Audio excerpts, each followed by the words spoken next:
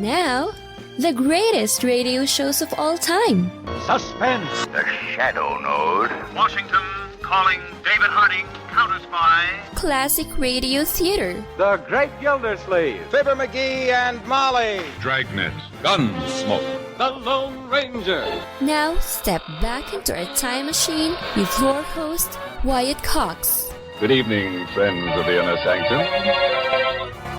We go back to October 19th, 1955 for that other show about the FBI in Peace and War. This episode, as I said, from October 19th, 1955, nothing but the best. The FBI in Peace and War.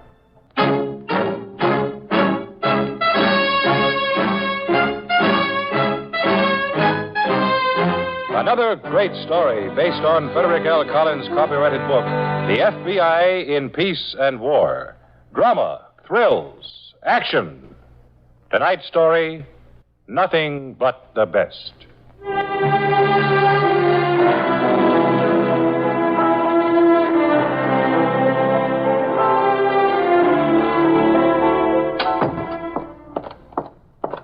Morning, Miss Mullen.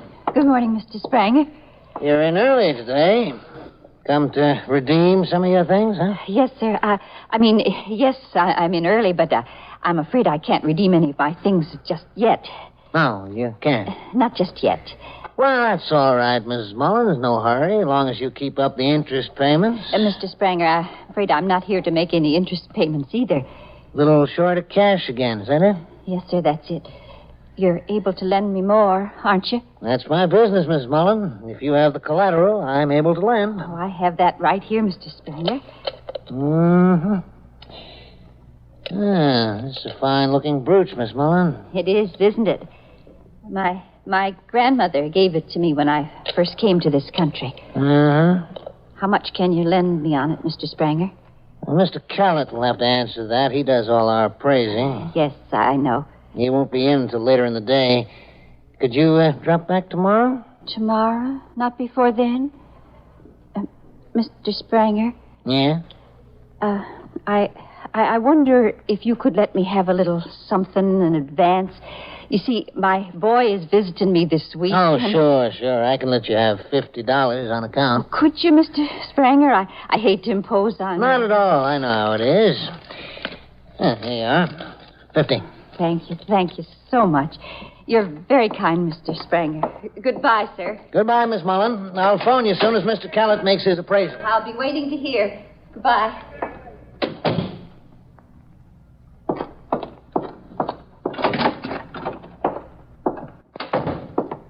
She was in again. Yeah, I heard. A brooch this time, huh? See for yourself. You're to make an appraisal. Uh-huh. Diamonds, I see. And very real. Harry. Yeah? How much stuff has she hocked with us this last 6 months? I'll tell you exactly. 2 bracelets, a necklace, 1 stick pin, 2 pair of earrings, and this. 7 items all told. Uh-huh. What do you figure she makes over at the Whitley place? I don't know. What does any housekeeper make? 150, maybe 2 even a month? That kid of hers, he don't work, does he? Hey, young fancy pants. The way I understand it, she won't let him lift her finger to do anything. Uh-huh. You add it up, Harry. She's lying through her teeth. Sure. Her grandmother no more gave her elegant stuff like this than her husband or her uncle did. She's lying about all of them. You think she's been helping herself to the Whitley safe? That figures, don't it? They're in Europe half the time, so Mullen helps herself to Huck, intending to put everything back before anybody's the wiser. Yeah, it figures. Maybe we ought to steer clear, Cal. Why? You know why. Not when there's an airtight angle, I don't. What kind of angle? The kind that would give you and me enough green to quit this crummy business and move into the big time. Now, we're not steering clear, Harry. Not while we've got us an airtight angle right where we want her.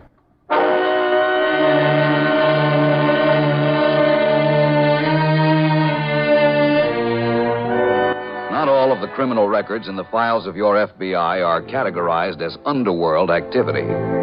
Many classifications reveal the extensive existence of so-called upper-world crimes, which start at the petty level and have comparatively low social visibility. Crimes of this nature are governed rather by emotional variance than moral failure. And it was just such a variant that governed the criminal behavior of an otherwise normal woman named Martha Mullen, driving her beyond her means and herself with a compelling and overpowering wish to provide her son with nothing but the best. And I told the butcher, I said, Mr. Hoffman, I don't care how much they cost. I want those chops to be grade A and extra thick. My boy's visiting me, I said, and nothing's too good for him. Yeah, so... sure, Ma, sure. Pour me another little nip out of that bottle like a good girl, Perry, don't you think... Don't I think what? That I've had enough already? Come on now, Ma. School term's over, class dismissed, no more lectures, okay? All right, dear. I only say... Well, don't. I'm no kid anymore, you know? I know. With water? Soda?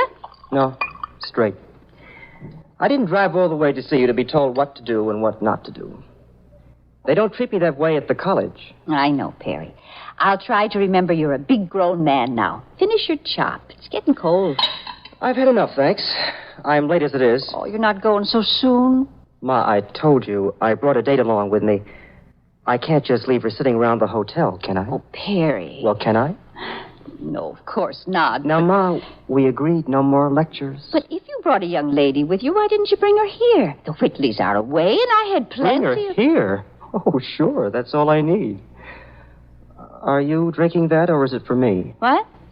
Oh, I'm sorry. Here you are. Thanks. Bring Joanne Evans into a kitchen to eat. I can just see myself. What'd you do, fill this glass with an eyedropper? Kitchen's no place for a girl like Joanne. Someone like you, okay, but a girl like... Perry. Well, now, Ma, I didn't mean that the way it sounded. I only meant... I know what you meant. I'm sorry. I'm only in a kitchen so that you'd never have to be. Oh, now, Ma. So that you wouldn't have to work yourself to death in a coal mine like your father. So that you could go to college and have money in your pocket to entertain girls like Joanne Evans. Let's leave her out of this. If I'd kept the money for myself, maybe then you wouldn't be ashamed of me. I'm not ashamed of you. You are. You're ashamed you have a housekeeper for a mother. Ma, just because please, I work. I'm not good enough to be in the same room with your society friends. That isn't true, Ma. Go run along, Perry. You'll find a little something in your coat pocket. A young man has to show his girl a nice time. It's only $50. Oh, Ma. You're too good to me. Much too good. Sure I am. I shouldn't let you. I should be taking care of you. Buy her some flowers, Perry. A girl enjoys flowers. Ma, I've been thinking. I could leave college and go to work. My roommate's father... Please don't talk that way. You know, that's the last thing I'd want. Well, I could. Oh, darling, run along, please. Pretty girls shouldn't be kept waiting. Okay, Ma. Don't you worry about work or money or anything. There's enough left from your father's insurance for that. Ma. He wanted you to have everything he didn't have, and so do I. That's the way it's going to be. The best for you always, Perry. And not one tiny bit less.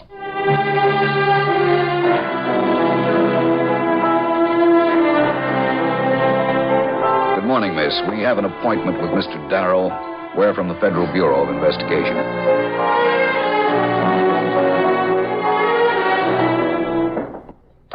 Sit down, gentlemen. Sit down, please. Thank you. What's on your mind? Either of you smoke? Not just at the moment. Mr. Reynolds? I'll take one, thanks. Now, there's a lighter right next to you. Thank you. I'm sorry, Mr. Stevens. Not at all. Mr. Darrow, we understand your partner doesn't return from Europe for another month. Yes? You're familiar with his business affairs, I assume. I'd say I am, certainly. His home life? Now, don't tell me a conservative man like Gordon Whitley is in any kind of trouble. I refuse to believe it.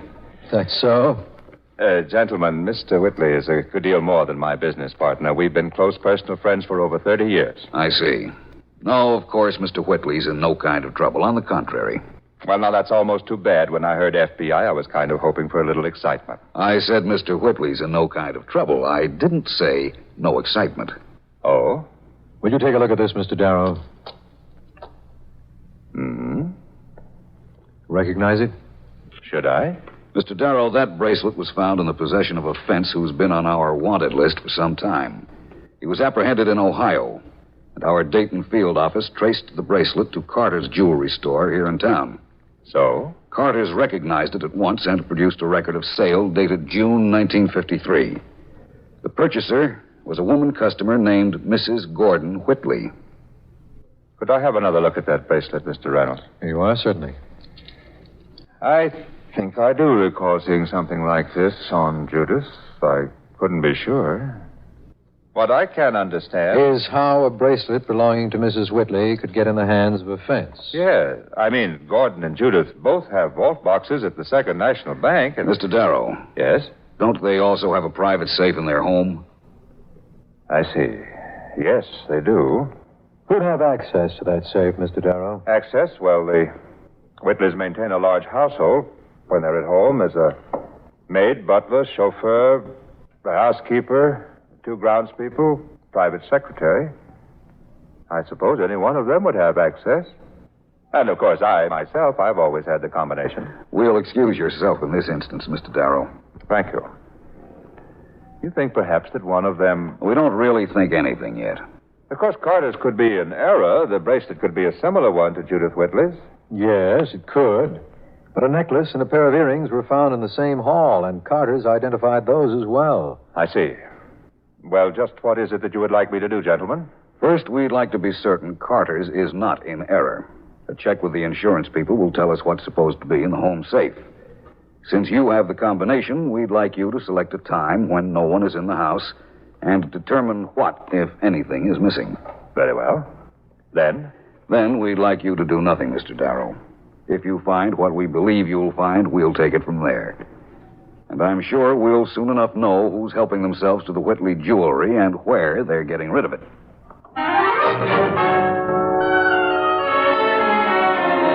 October 19th, 1955, the FBI in Peace and War on Classic Radio Theater with Wyatt Cox. You know, a lot of times you have to choose between something high quality or something that saves you money. But if you can get both, why not? Especially when it comes to health care.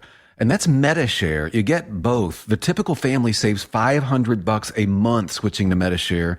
And that's huge. But it's also true that people are way more satisfied after making the switch, too. The customer satisfaction rate for MediShare is double that of the typical health insurance plan. Double. It's because MediShare works. It's been around for more than a quarter century, and members have shared more than $3 billion of each other's bills. People love having telehealth and a huge PPO network, so yeah, really, you could save a ton and like it better. Imagine being happy with how you're taking care of your health care. If you're self-employed or part of the gig economy, or you just want a plan you're happy with, you can call right now and get a price within 2 minutes. Here is the number you need. Call 833-34-BIBLE. That's 833-34-BIBLE. 833-34-BIBLE.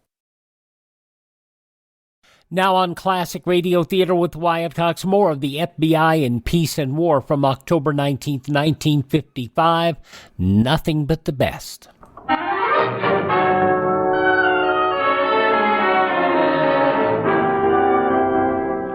Harry. Yeah? We're ready to roll. Better get on the phone. Call your friend Mullen. Tell her we want to see her. She's not going to be too happy when she finds out we sold her stuff. She's not going to find out. But you're right. She's not going to be too happy, no matter how you look at it.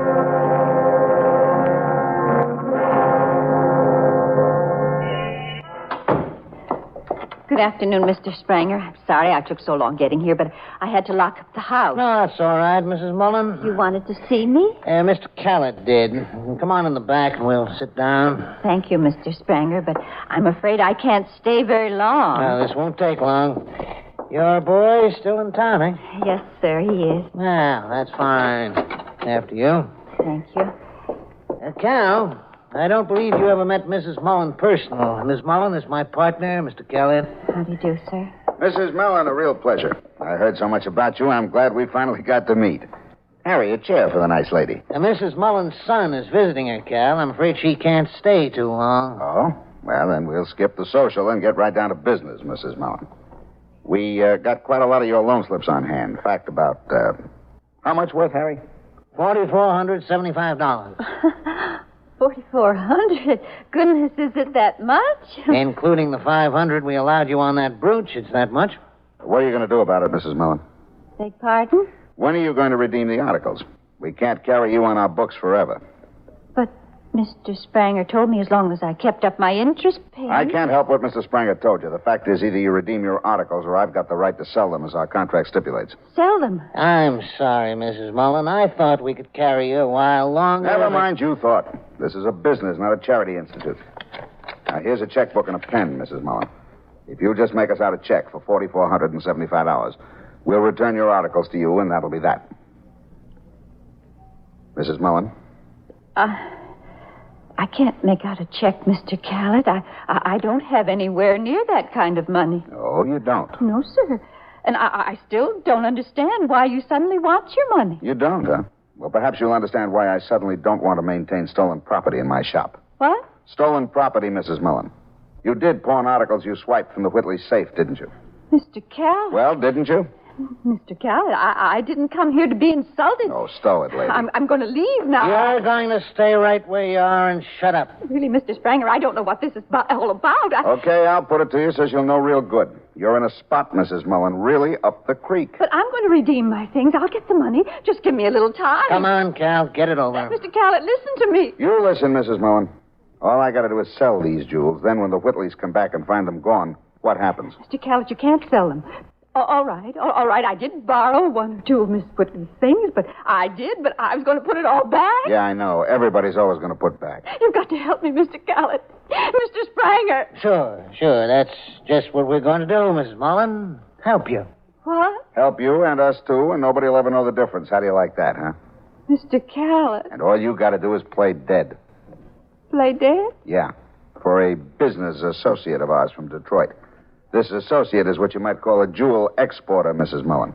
I don't understand. It's simple. All you got to do is leave a door or window unlocked at the house some night next week. Before he taps you with a gun butt on the noggin, our associate ties you up nice and comfy in an easy chair.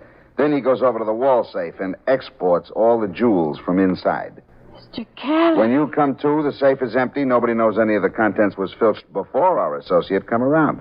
You're all square on our books and the Whitleys to boot. Now, what do you say? Mrs. Mullen? She says yes, Harry. What else? Like I told her, she's in a spot really up the creek. What else can she say?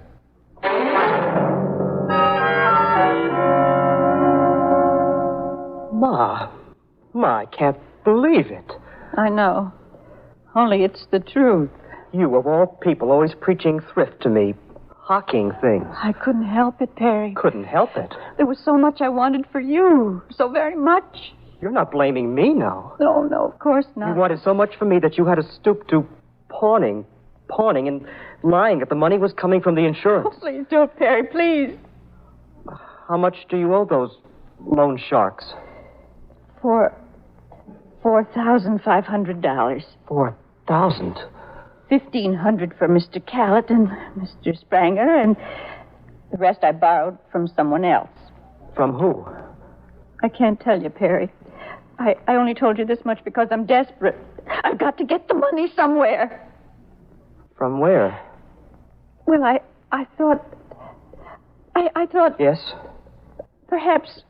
Well, I thought maybe the car would bring some of it. The car? Yes, You think I'd go to Joanne Evans and say we've got to go back by bus? I've got to sell my car because my mother needs the money?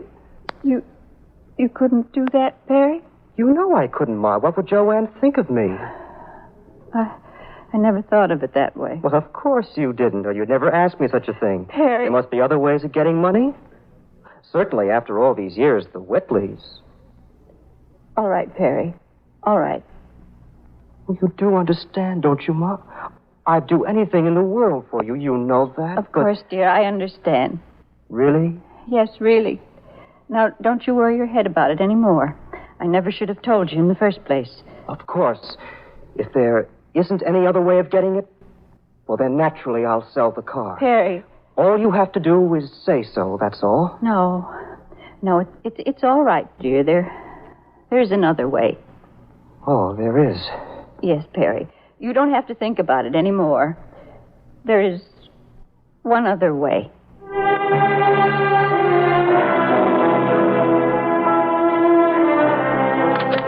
And there's the result of our investigation, Mr. Darrow.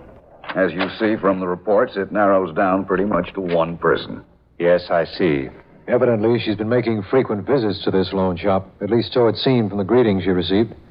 It's difficult to believe. Mrs. Mullen has been with the Whitley family ever since I can remember, virtually a fixture. The Whitleys would trust her completely, wouldn't they? Yes, they would, completely.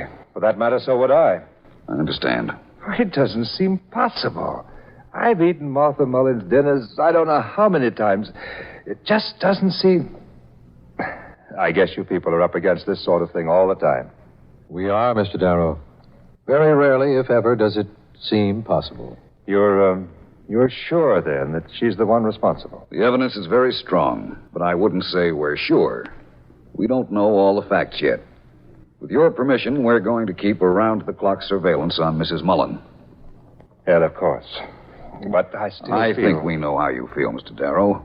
But with around-the-clock surveillance, we will know for sure, one way or the other.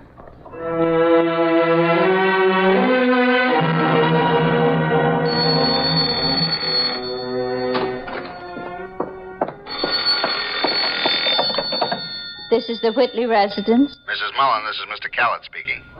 Yes, Mr. Callett. Is everything set for tonight, Mrs. Mullen? Yes, sir, it is. Okay, you left that downstairs window unlocked like you told me. Yes, I did. Okay. What a scandal. The FBI in Peace and War, October 19th, 1955, here on Classic Radio Theater with Wyatt Cox. We'll have a quick break for your favorite radio station and then the conclusion of the FBI in Peace and War.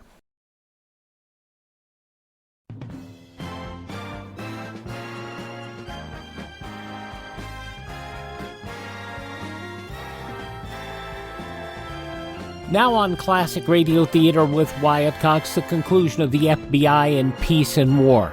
Nothing but the best, October 19th, 1955. Our business associate left the shop half an hour ago.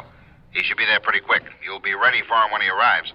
Yes, I guess so. Name's Murdoch. Joe Murdoch. You do everything just the way he tells you. Goodbye, Mrs. Mullen. This time tomorrow, you'll be in the clear with not a worry in the world. Goodbye, Mr. Callett.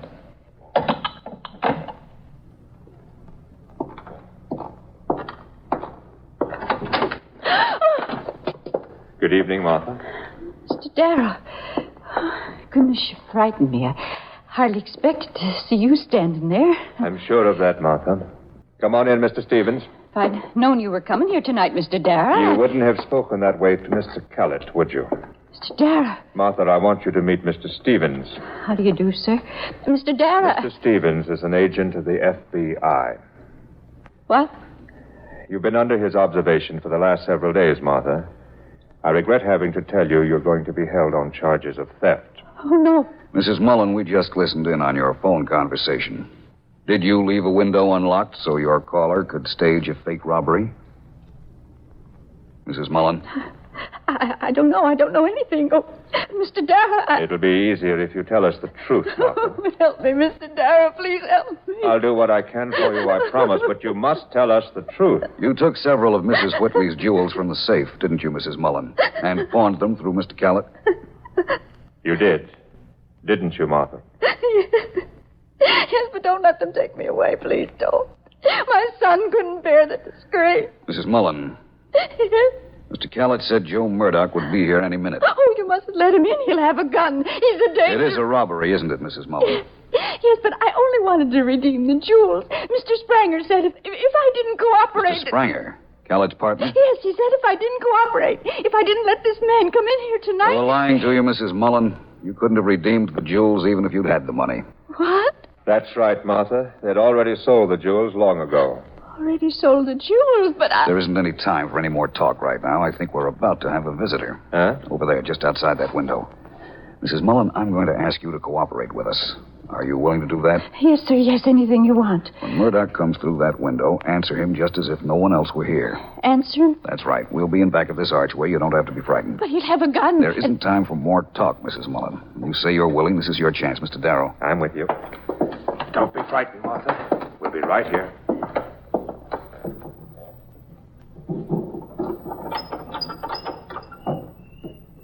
Mrs. Mullen?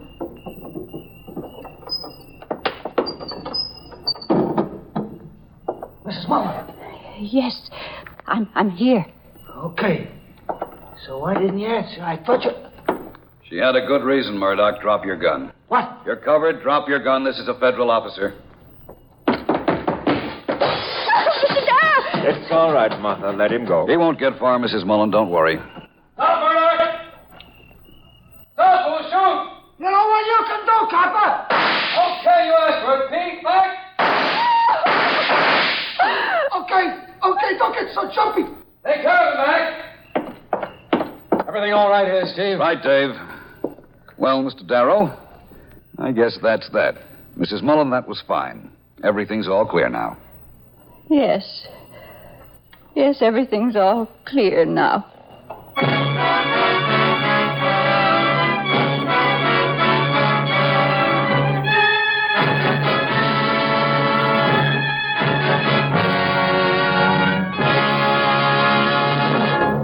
In the disposition of the case against Martha Mullen, Joe Murdoch was indicted for attempted armed robbery, and Callett and Harry Spranger for the sale and possession of stolen property. Mrs. Mullen, although aiding the government in the prosecution, was indicted for theft and subsequently served a 1-year term in prison for her ill-fated effort to provide her son with nothing but the best.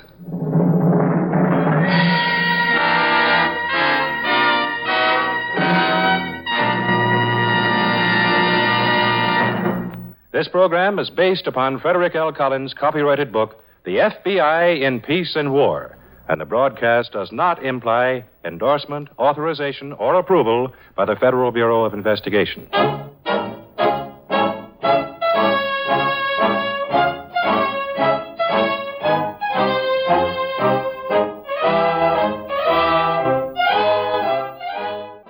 October 19th, 1955, the FBI in Peace and War on Classic Radio Theater with Wyatt Cox. Thank you for tuning in to Classic Radio Theater with Wyatt Cox. Now another episode of the soap opera Claudia. This episode originally broadcast October 19th, 1948. And now, Claudia. Mama, we're home. So stop shouting. You'll wake up the dead. Mama, did you hear us? We're home. I heard you. What do you want me to say? Say hooray. Your daughter wants a herald to announce her arrival, With Mrs. a trumpet Brown. and a red carpet. Well, close the door. What's the matter with your closing the door? My arms are full of packages. That's what's the matter with me closing the door. Oh, so they are. Hmm. Hey, David, don't go in the living room. You go right upstairs with all that stuff. It belongs upstairs. Well, I'm going into the living room. Whether this stuff belongs here or upstairs, I can't walk another step without dropping something. Good heavens, David, what do you have there? Packages. So I see. 1, 2, 3, 4. 11. No wonder you're so late. Thought you got lost or had a flat tire or something. Hello, Mama. What time is it? 9:30. Already? My, it doesn't seem possible. Feels like midnight to me. 11 separate packages. What did you do? Buy out the whole town of Eastbrook? Of course not. All I needed was a toothbrush. And I didn't really need that except as an excuse to go out. Your daughter, Mrs. Brown, will be the end of me. I shouldn't be surprised. She's almost been the end of me on a number of occasions. You see these 11 packages, each wrapped individually? We had more fun, Mama. Hush up. I'm listening to David. My own mother. Go on, David. I've cleared the floor for you. Well, thank you, ma'am. These 11 packages, Mrs. Brown, each wrapped individually, are Claudia's purchases. Her idea of an evening's entertainment. It was your fault, David. My fault? You're the one who discovered the cut-rate drugstore. Plot thickens. I didn't discover it. You did. You were driving the car right down that block. You're not even supposed to drive yet. I've half a mind to call What up Dr. cut-rate drugstore? I didn't even know there was one in the village. Did you? I'm sorry you found out. What cut-rate drugstore? The one where we bought all this stuff, of course. Instead of only a toothbrush. Where? In Eastbrook, of course. You didn't think we'd go gallivanting all around the state of Connecticut for just a toothbrush, did you, Mama? Rescue me, David. Well, Mama, you know where the little library is? And there's a little road that goes off to the left there beyond it? Yes. Now, that road takes you to the farmer's market. Yes. Well, that's not the road you take. Oh, dear, you two. Now, but the next little road that goes off to the right Yeah? goes on past Sunflower Nursery. Yes. You don't take that one either. You don't? No. You take the next one on the right. You drive down it and past the gas station and past the soda shop and past the shoemaker. And there it is. Right there. The cut-rate drugstore. I never saw it. I didn't know it existed. I lost my head. I'm glad you said head, not mind. What are you doing going down that little street that turns off the right beyond the little street that turns to the left beyond the town library? We were driving. David was, in spite of he shouldn't. And then my explorer's blood started boiling. There was the street, and there was I. It was inevitable I should drive down it. Yeah. It was as if it had burst out of a pumpkin, like a Walt Disney cartoon just for us. The little street that wasn't there. David, do you think it'll be there if we look tomorrow? No, I'm not going to look tomorrow. I'm never going to look again. I've been burnt once. Where's my pipe? Speaking of being burnt. Now, if anybody's going to put my pipe someplace where I can't, why does somebody have to always move my pipe around as if It's on the mantel, dear. No. So it is. Well, she has me so bewildered, Mama, I can't find the nose on my face. And there it is, right between your eyes and over your mouth, in the middle of your face. Go away. Bring me up to date. What happened? What happened, Mama? What are all these 11 packages? Drugs from the cut-rate drugstore, of course. It's open all night until 1 o'clock. A useless piece of information. Your daughter, Mrs. Brown, dragged me out of this house an hour ago, ostensibly to buy a toothbrush. Pretty flimsy excuse. Yeah, so I thought. It's a crime that in this day and age a girl has to even think up an excuse to get a husband to go driving with her neath the moonlit sky. I knew that toothbrush was an excuse all along, or else I wouldn't have consented in the first place. You did? I certainly did. Then you just went because you wanted to. I certainly did. Sweet. Then why did you insist that we go to the drugstore? To catch you with your own tricks, young woman. But my plot boomeranged. So I see. We had no sooner stepped into that drugstore, Mother, than I knew the trick was on me and the jig was up. Sit down, Claudia. Let David talk. I don't think you two were in a cut-rate drugstore at all. I think you were in a tavern having something to drink. Say, that's an idea. I feel just like a glass of milk. I had to go and open my mouth. As I was saying, Mrs. Brown, your daughter found heaven. Cut rate. It was heaven. Everything in that drugstore was reduced. Toothpaste that sells for 25 cents was selling for 17. Yeah. And cold cream, 27 cents, 2 for 41. You have enough toothpaste in this house to last you till next year. I know, but I couldn't resist. It was a bargain. I could easily spend a fortune in that drugstore. No, you did. You spent $1.29. Did I spend that much? You certainly did. Well, it was worth 3 times that at least. Mama, I'll have to take you there sometime. You'll have a gorgeous time. Yes, but why each bundle wrapped individually? Because I bought each one individually. Can't you imagine the picture, Mother? Now, she saw a bar of soap, 7 cents. She told the man behind the counter. He looked like a tax collector. So he did. Where was I? The bar of soap. Oh, yes. For 7 cents, only it was 6, reduced from 12. Quiet. Now, Claudia decided to buy a bar of soap. That was the first step. You make it sound so exciting. She told the man behind the counter. He wore glasses, a little bit bald, just a little, beginning in the middle. Claudia told the man behind the counter to wrap it up, please. David, give the man 6 cents, which I did. And he wrapped up the package. Whereupon I took Claudia by the arm and I said, "Young woman, we're going home." But on the way, her eye was caught by a sign which read, "Cold cream, 27 cents, selling 2 for 41. So she told the man behind the counter. He was wearing a gray suit and no tie. She told the man behind the counter, "Wrap it up." David, give the nice man 41 cents. 11 times the nice man wrapped up things, and 11 times I paid the nice man. But never again. I shall never be lured out of this house with the pretext of purchasing 1 toothbrush, which we never bought. Well, they weren't reduced. This is too much. I'm going to bed. I always think I've learned my lesson, David, but I guess I'm too old to learn. That's a fine way to talk for a spring chicken. Spring chicken or no, I'm going to bed. So am I, David. All right, I know when I'm licked. I'll go to bed, too. You must be tired. No, not so tired as worn out. But I have to get up early in the morning, so I might as well go to bed. I know I won't be given any peace until I do. He's so flattering, Mama. Good night. See you at breakfast. I'm right behind you. David! Aren't you going to carry up all these packages? I am not. They're yours. I can't carry 11 packages. Well, I did. Well, you're bigger than I am. I'm not supposed to carry things. I broke a collarbone a month ago, remember? Ah, now you remember. You're just lucky I didn't remember sooner. All right, I'll show you. I'll carry them myself. Chivalry is dead. It's hard to believe that men ever treated women as if they were the weaker sex, which they aren't, of course. Can't afford to be the way they're treated. Oh! Having trouble? I'm not talking to you. You think you're so smart.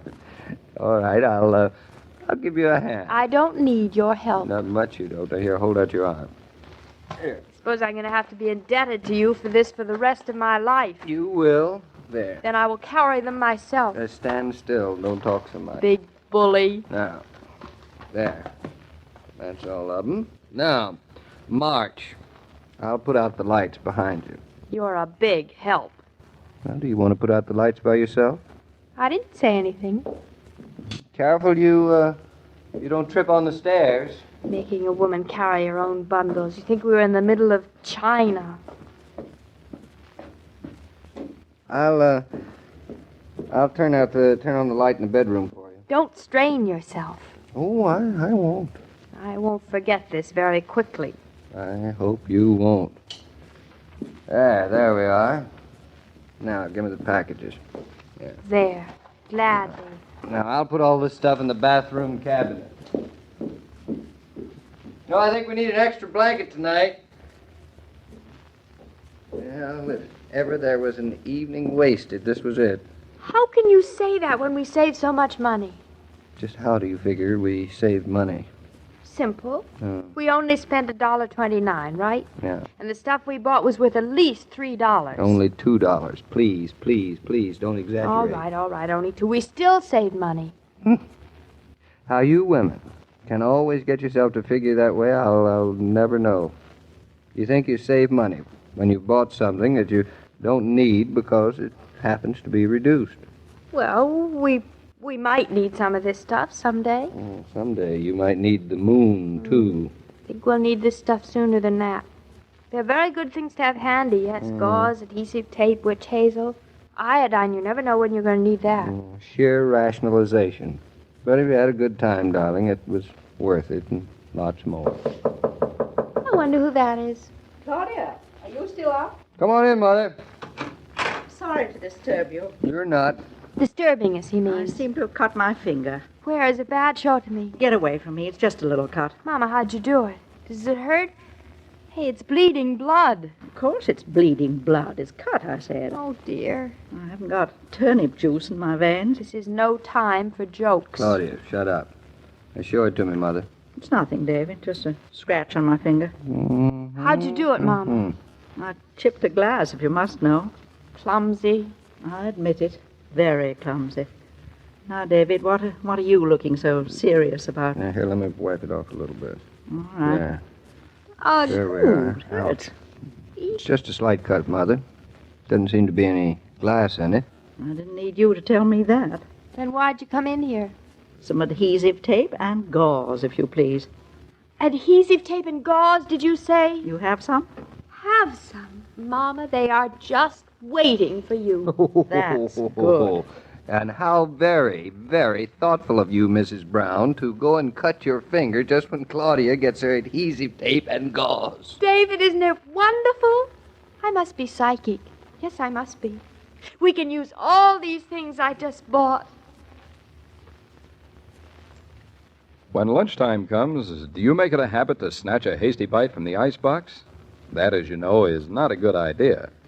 Instead, take the time to sit down quietly for a half hour and include a bottle of ice-cold Coca-Cola with your meal. Your afternoon will go better after you lunch refreshed. Mrs. Brown, could I ask you something? Yes, Mr. King. About that finger of yours Oh, there. yes. Tell me, Mrs. Brown, did you cut it on purpose? What do you think? Well, you know, I know you pretty well after all these months. I wouldn't put it past you. Oh, that's a compliment. Not going to tell me, are you?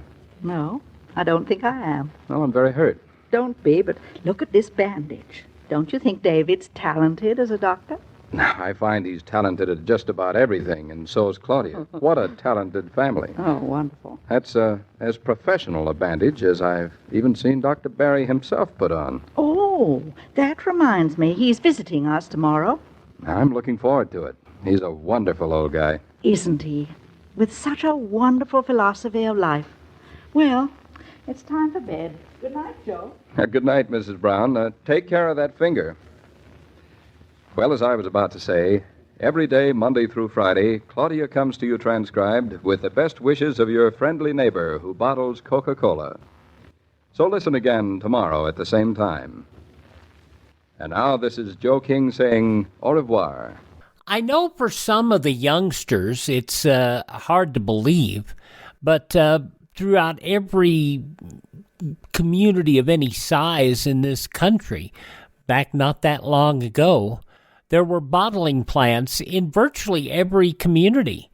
You even had them here in our little town of Ely, Nevada.